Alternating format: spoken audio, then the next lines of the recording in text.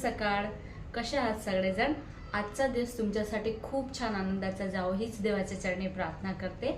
स्वागत आहे तुमचं माझ्या मराठी व्लॉग चॅनलमध्ये. तर सकाळचे 11 वाजलेले आहेत. आता मला एक ड्रेसची कटिंग करायची आहे. हा ड्रेसचा कापड मी मिशोवरून मागवला आहे.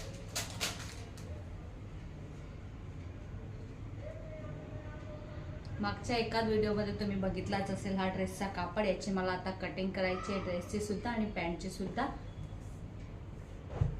पण त्याआधी एक मनी प्लांट मला शिफ्ट करून घ्यायचा आहे एका कुंडीमध्ये. हे बघू शकता, हे मनी प्लांट मला एका कुंडीमध्ये शिफ्ट करून घ्यायचं आहे. याच्या मुळा खूप जास्त झाला आहे मोठ्या.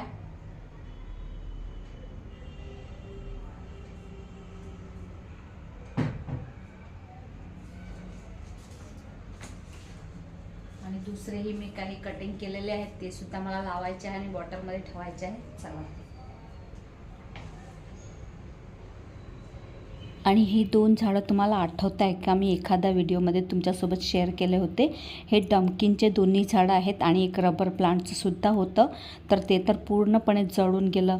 तर माझ्या घरामध्ये झाडं जगतच नाहीत. किती केअर करते मी तरीसुद्धा राहत नाही. आणि मग एवढे महागाचे झाडं आणले आणि मग ते जगले नाही तर खूप जीव जळतो माझा तरी. म्हणून मग त्यासाठी मी झाडं घेतच नाही.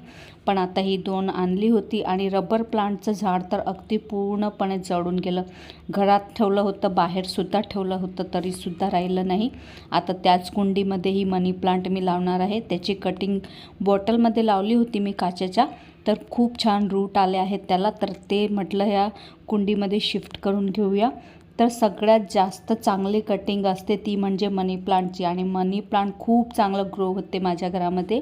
तर म्हटलं आता जाऊ द्या, झाडं घेणंच बंद करेन आणि ही मनी प्लांटची कटिंगच मी प्रत्येक कुंडीमध्ये लावत जाईन. तशी तर दिसायलाही सुंदरच दिसते मनी प्लांटची कटिंग सुद्धा. 3-4 कुंड्यांमध्ये मी मनी प्लांट लावलेले आहे, पण सगळ्या कुंड्यांमध्ये अगदी छान ग्रो होत आहे.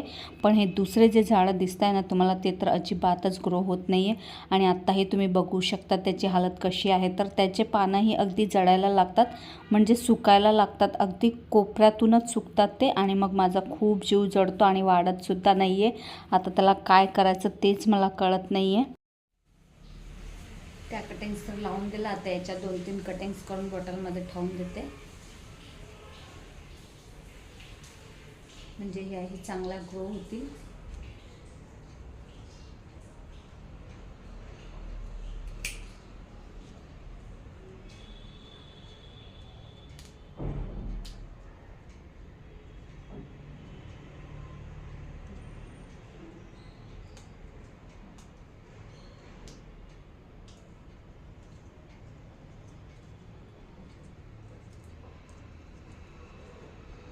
तीन प्लांट मी मध्ये घेतले होते, तुम्हाला दाखवले होते. रबर प्लांट आणि डंपकेनचं प्लांट घेतलं होतं. पण ते रबर प्लांट पूर्णपणे जळून गेलं, अजिबात राहिलं नाही. एवढे महागा मुलाचे प्लांट घ्या आणि ते घरामध्ये जगतच नाहीत, म्हणून मला घ्यायची इच्छा होत नाही. हाऊस तर खूप आहे पण ते प्लांट राहतच नाही. फक्त मनी प्लांट एक असं आहे जे घरामध्ये सुद्धा उगते आणि बाहेरसुद्धा उगते आणि त्याला जास्त केअरची सुद्धा गरज लागत नाही. म्हणून आता मनी प्लांटच जास्त करून लावणार आहे. चला तर आता याला बॉटलमध्ये लावून देते, म्हणजे याची सुद्धा चांगली ग्रोथ होईल. त्यानंतर मग मला आज एका ड्रेसची सुद्धा कटिंग करायची होती. आणि हा कापड सुद्धा मी मिशोवरूनच मागवला आहे. काहीतरी 300 रुपयाला पॅन्टचं आणि कुर्तीचं फॅब्रिक आलेलं आहे. तसं प्युअर कॉटनचं तर नाही आहे, मिक्समध्ये आहे, पण चांगलं आहे. याची डिझाईन मला खूप आवडली. कुर्तीचं जे फॅब्रिक आहे ना त्याची डिझाईन मला खूप जास्त आवडली होती, म्हणून मग मी स्वतःसाठीच मागवलं आहे. आणि आता याचं कटिंग तर आज करून ठेवलं, पण आता शिवायला माहिती नाही कधी मुहूर्त निघते. तर एवढी सगळे कामे असतात ना घरामध्ये, व्हिडिओची सुद्धा कामे असतात. 2-3 चॅनलचं काम करायचं, व्हिडिओ एडिट करायचं, शूट करायचं, व्हॉइस ओव्हर करायचं. त्यासाठी मग खूप सारा वेळ लागतो. आणि मग स्टिचिंगचं काम माझं राहूनच जाते. कटिंग तर मी करून ठेवते, पण स्टिचिंगचं काम मात्र माझं राहूनच जाते. जेव्हा टाईम मिळेल तेव्हा मग मी थोडा ड्रेस म्हणा, ब्लाऊज म्हणा, असं करून शिवून घेत असते. माझे स्वतःचे ड्रेस शिवायला तर मला एक दिवशी पूर्णपणे बसून अजिबातच वेळ मिळत नाही. थोडा करूनच मी कंप्लीट करत असते, ड्रेसही म्हणा किंवा ब्लाऊजही म्हणा. चला आता ह्या ड्रेसची तर आज कटिंग करून ठेवली. आता बघूया कधी मुहूर्त निघते याला शिवायचं.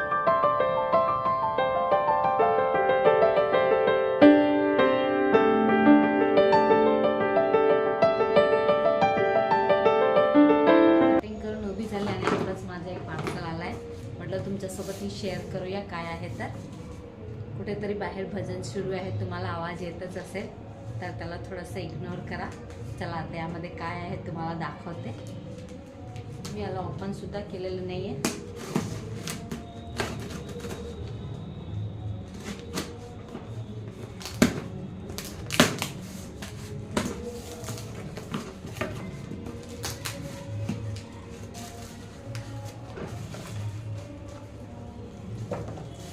तर यामध्ये बँगल बॉक्स आलेला आहे,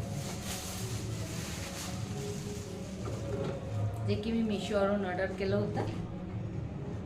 माझे बँगल्स ना सगळे इकडे तिकडे रखडत होते, म्हणून म्हटलं एखादी बँगल बॉक्स मागवून घेऊया.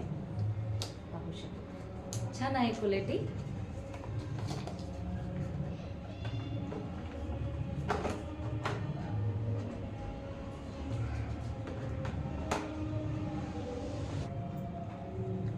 असं काही आतमध्ये याला लावायचं आहे, मी लावून दाखवते तुम्हाला.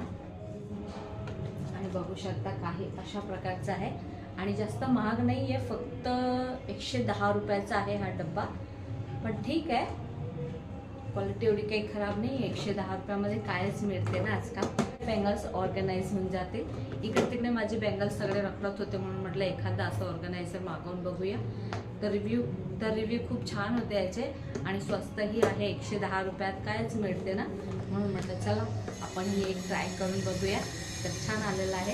आता याच्यात मी बँगल्स जेव्हा ठेवेन तेव्हा तुमच्यासोबत शेअर करेन. आता तर नाही वेळ आहे, पण नंतर ठेवेन तेव्हा नक्कीच शेअर करेन तुमच्यासोबत. तुम्हालाही घ्यायचं असेल तर मी लिंक डिस्क्रिप्शनमध्ये देईन, तुम्ही चेक करू शकता. तर चला.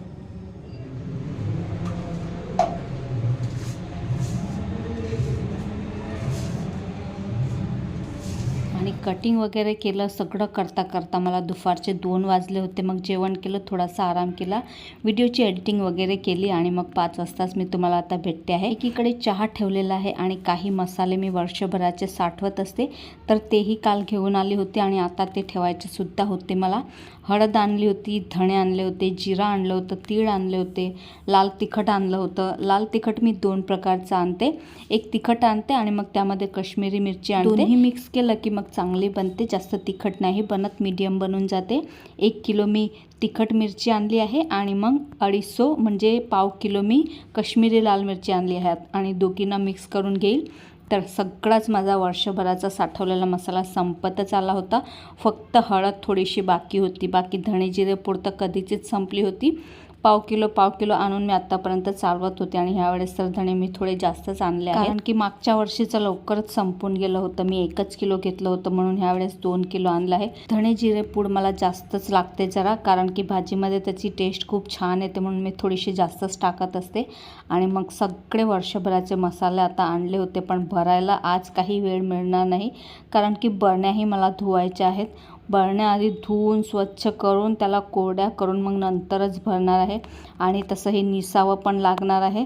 धणे म्हणा, जिरं म्हणा, तीळ तर एकदम बेस्ट क्वालिटीचे आहे, म्हणून त्यामध्ये एकही खडा निघणार नाही, पॅकेटचेच आहे म्हणून. तर त्याला हे फक्त चाळूनच असेच भरून ठेवील आणि हळद खाली करून भरायची आहे, कारण हळद अगदी थोडीशीच वाचलेली आहे. तर आता सगळ्या बरण्या मला स्वच्छ धुवायच्या आहेत. नंतर उद्या परवा जसा टाईम भेटेल तसं मग स्वच्छ करून सगळं भरपूर करून ठेवीन. आणि धणेला मला स्वच्छ चाळून त्याला निसून मग त्याला भाजावे लागतील आणि मगच त्याला दळणार आहे. तर घरी नाही दळणार विचार करते, बाहेरच ठेवीन दळायला. विचार तर केला होता मी यावर्षी की घरीच दळून टाकीन, पण ते घरी ना एवढे बारीक काही दळले जात नाही मिक्सरमध्ये, आणि बाहेर चक्कीमध्ये दळायला ठेवले की अगदी बारीक पावडर होते. आणि मग घरची आपण चाळून ठेवली की मग तो भुका जास्तच निघतो जरा, म्हणून विचार करते आहे बाहेरच ठेवीन दळायला. विकतची दळलेली धणे जिरं पुडची एवढी काही टेस्ट लागत नाही, घरची खूप छान टेस्ट येते, कारण की आपण त्याला भाजून मग त्याची पूड बनवतो, त्याने खूप छान चव येते. आणि बाहेरची काय ते लोक भाजतात थोडी, अशीच त्याला दळतात, मग तेवढी काही टेस्ट येत नाही भाजीला, म्हणून मी घरचीच धणे जिरे पूड वापरते नेहमीच. आणि चला आता सगळ्या बरण्याही घासून घेते म्हटलं. आणि बरण्या घासतच होती तोपर्यंत तर लाईटही गेल्या. आता याच्या पुढे तर व्हिडिओ काही शूट होणार नाही तर क्वालिटी काही चांगली येत नाही. चला तर मग आजचा हा छोटासा व्लॉग मी इथेच थांबवते. अपेक्षा करते तुम्हाला आजचा व्हिडिओ आवडला असेल. व्हिडिओ आवडला असेल तर व्हिडिओला लाईक करा, शेअर करा आणि चॅनलला सुद्धा सबस्क्राईब करायला विसरू नका. भेटूया पुन्हा अशाच एका नवीन आणि इंटरेस्टिंग व्लॉग सोबत. तोपर्यंत स्वतःची काळजी घ्या. बाय.